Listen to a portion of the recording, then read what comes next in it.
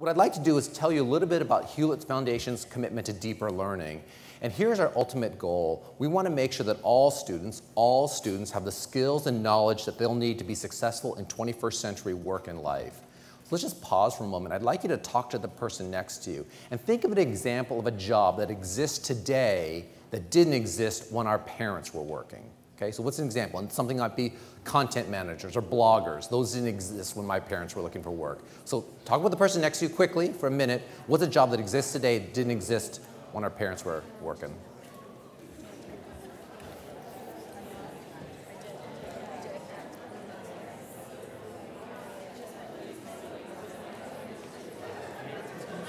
All right, what's some examples? Let's shout them out. The what? Cell phone companies, working for a cell phone company? Okay, what else? What other kind of jobs? Social media. Social media, absolutely. What else? The what? Video game design. Video game designer. Okay, what else? Website designer, sure. A food blogger, very specific, and that's excellent. That's also didn't exist. Yeah.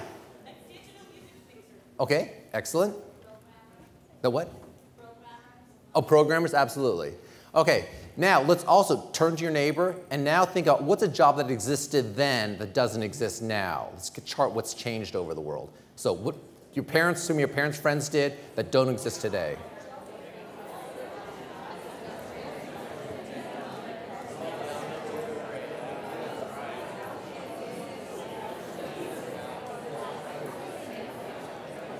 Okay, what do we got? What are some jobs that our parents' friends might have had, don't exist today? Gas station attendant, okay. What? Milkman delivery. Okay, so we have gas station attendant, milkman, milk person delivery. What else? Typewriter maker. Okay. That was a booming industry, so that's great that we hit that one. What else? Door-to-door salesman. Okay. A shop teacher? Yeah, that's interesting.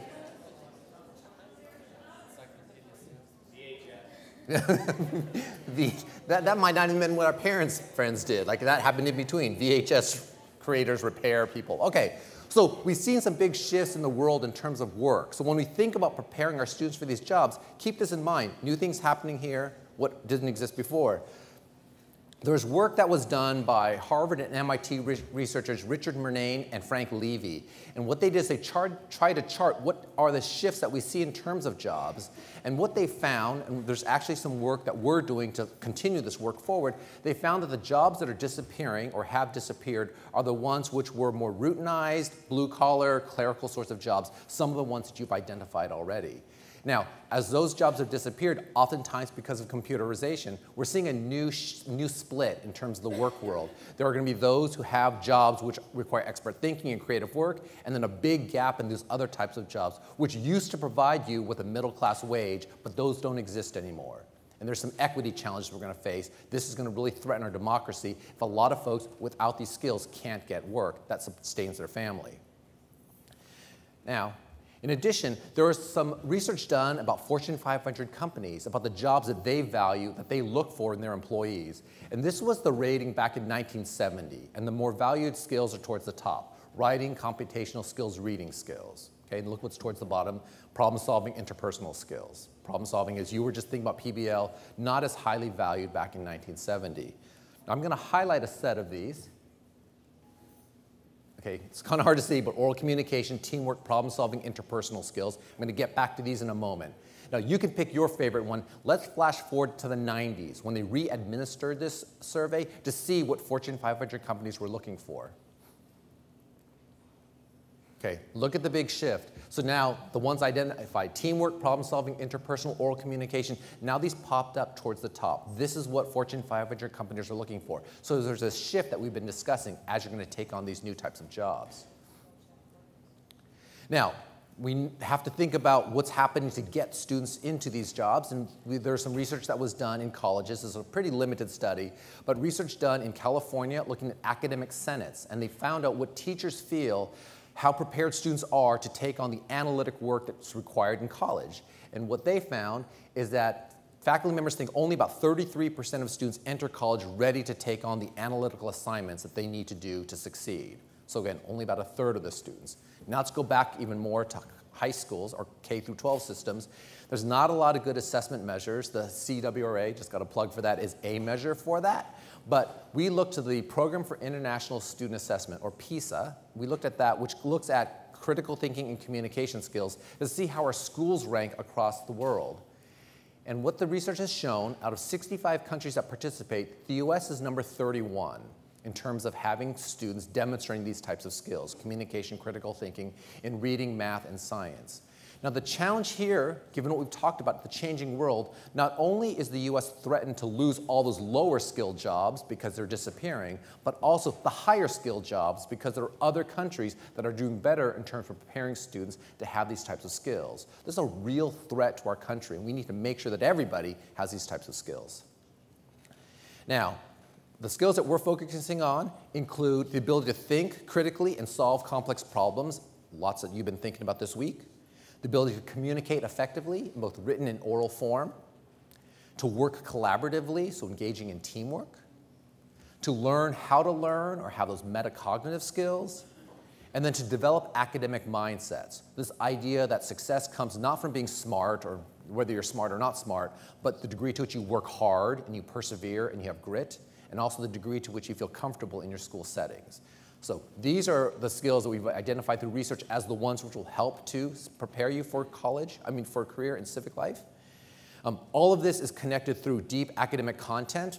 You can't forget that, so we want to learn these together, and I'm sure you have great examples how you've been thinking about this week. You're not sacrificing content to have students do critical thinking. These all happen together.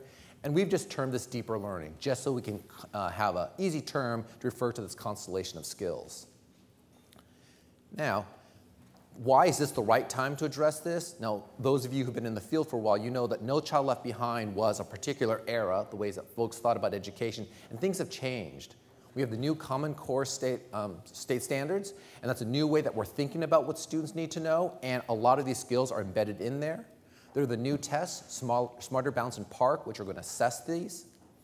There are new understandings about college and career readiness, what it means to be ready for these types of challenges, and it's not just basic skills, it's more critical thinking and communication and collaboration.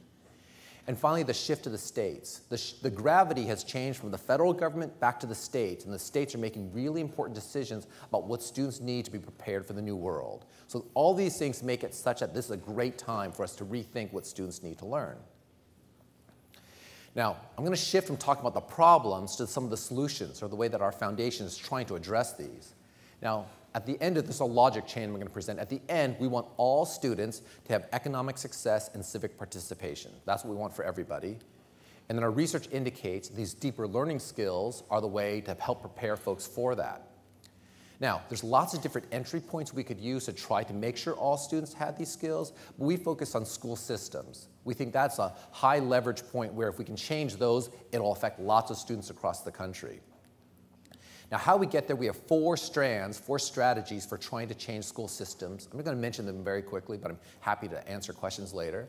The first is to reset learning goals and requirements for schools. So this is the policy play. How do we make sure that states recognize these skills are important and they're going to hold themselves accountable for these? Second is testing for deeper learning. This is our measurement play. And fortunately or unfortunately, we know that teaching to the test is a common endeavor. But if we can have the right tests that we feel comfortable with, then this is a way to ensure that the system rewards students who learn these valued skills. Next, we have strengthening teacher capacity. We know that just changing policy and changing tests is not enough. We have to find ways to have teachers have the skills and abilities and tools such that they can implement this sort of education.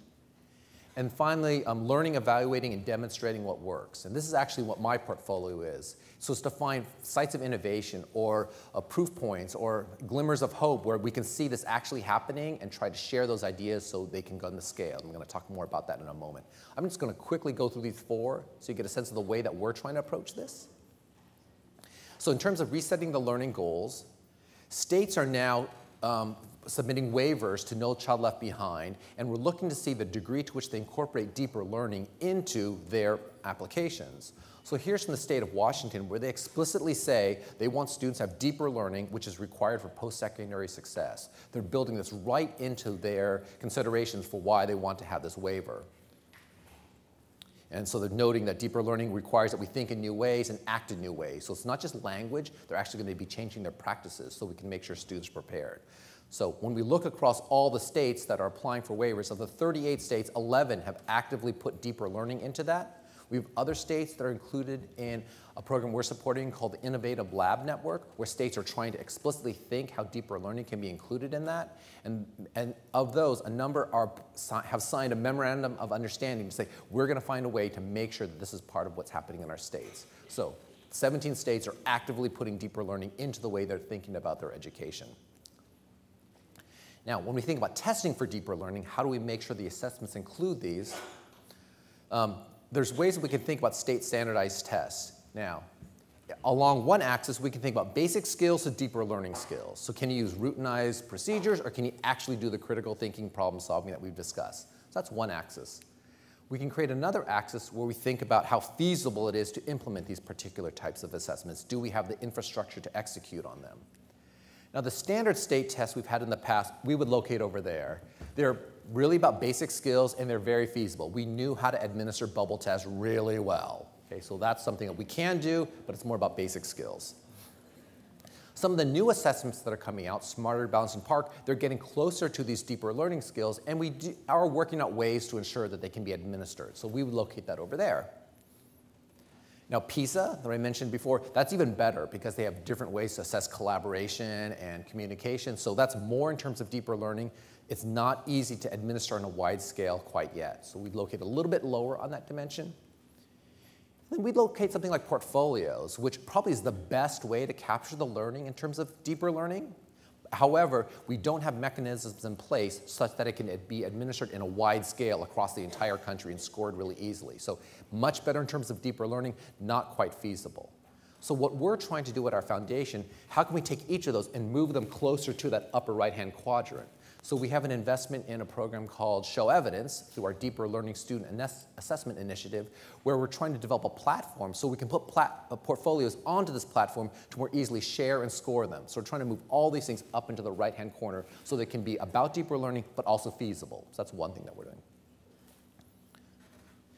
Now, how do we know if the tests are assessing deeper learning? There's a scale put together by Norm Webb, a researcher at the University of Wisconsin. We laid out the different types of skills required to answer test questions, and we applied that to the assessments that are coming out. And if you're not familiar with the depth of knowledge, or DOK, it's 4 levels.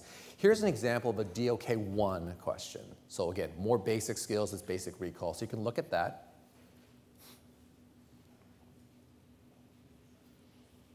Okay, so these are the types of questions we've seen for decades now, but you can see, I hope most of you can figure out that answer. I'm not going to quiz you to see if you actually did.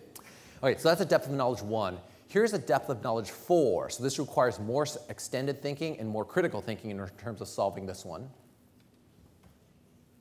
Okay, so I hope just by seeing these 2 different questions, you can already recognize how more critical thinking, more problem solving is required to answer the second one.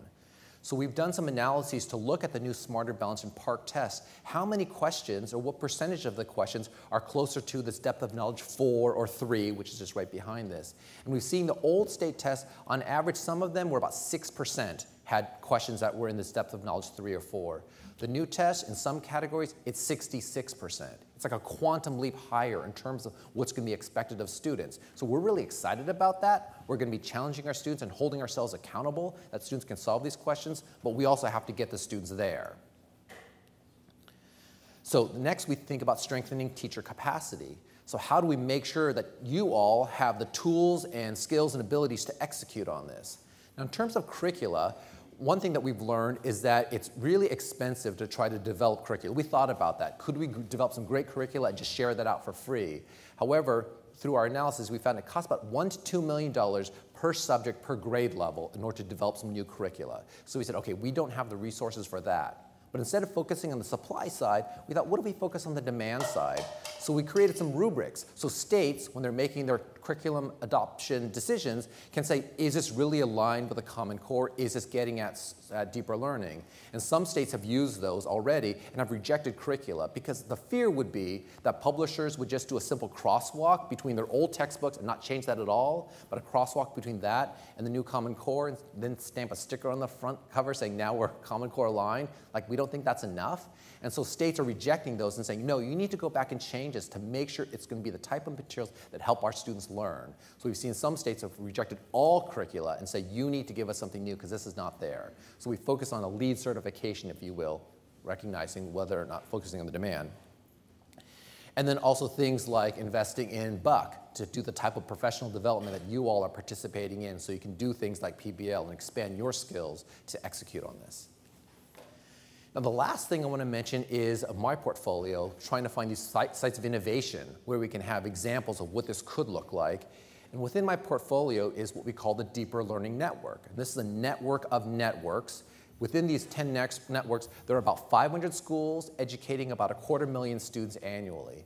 And what's really remarkable about this is overall, these schools are serving 70% of the students at these schools are either on free or reduced lunch, or they're students of color or have been disadvantaged by the system.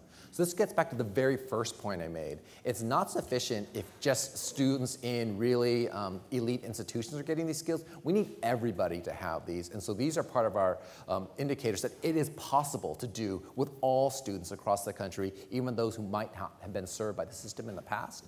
So I'm thrilled that you all are here today to learn more about some of these organizations and the way in which they're embedding problem-based learning, aiming towards deeper learning as an outcome for all of their students, and providing new models the way that we can think about learning. So thank you all for your time. I'm excited for what you're going to learn today. And I guess I'm going to turn it over to you.